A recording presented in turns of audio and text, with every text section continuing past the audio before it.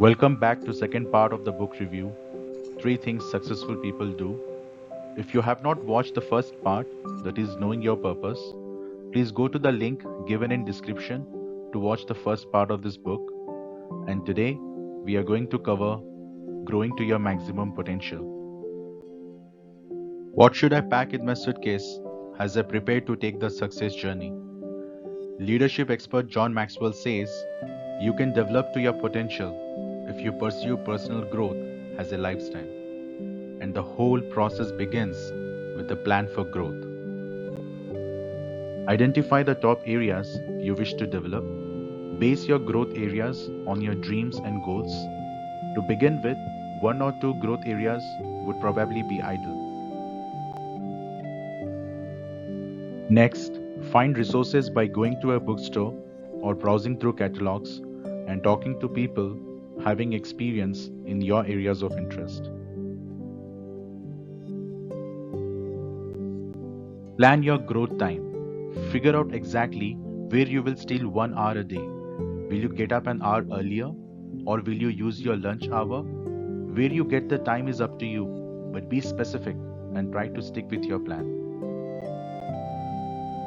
The second part of growing to your maximum potential, how do I handle my failures and fears?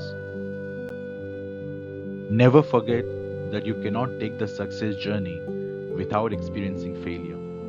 Each time you fail, know that you have traveled another mile further on the road to your potential.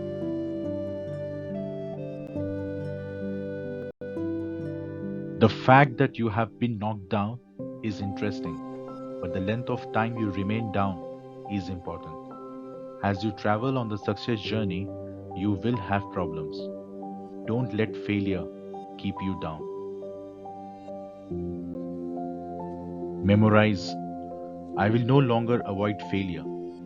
It is a normal part of life. I will take risk. I will do my best. When I do fail, I will learn from it and move on. Failure is my springboard to success. Most of the fears we face every day are not based on facts, they are generated by our feelings. A study conducted by the University of Michigan showed 60% of our fears are totally unwarranted. They never come to pass. 20% of our fears are focused on past, which is completely out of our control.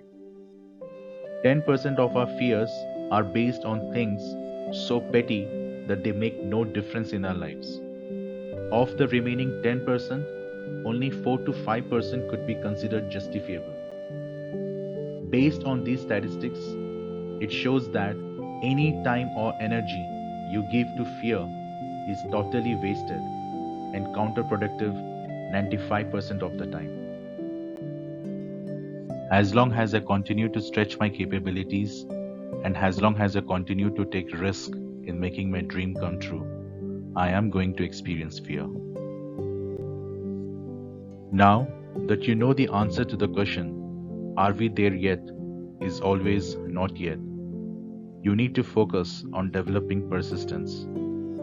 Motivate yourself to become more persistent.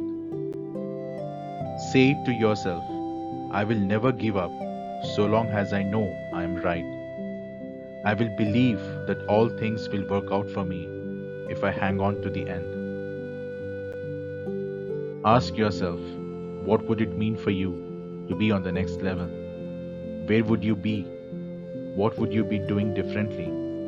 And identify what you have already achieved that you will need to trade to make it to the next level.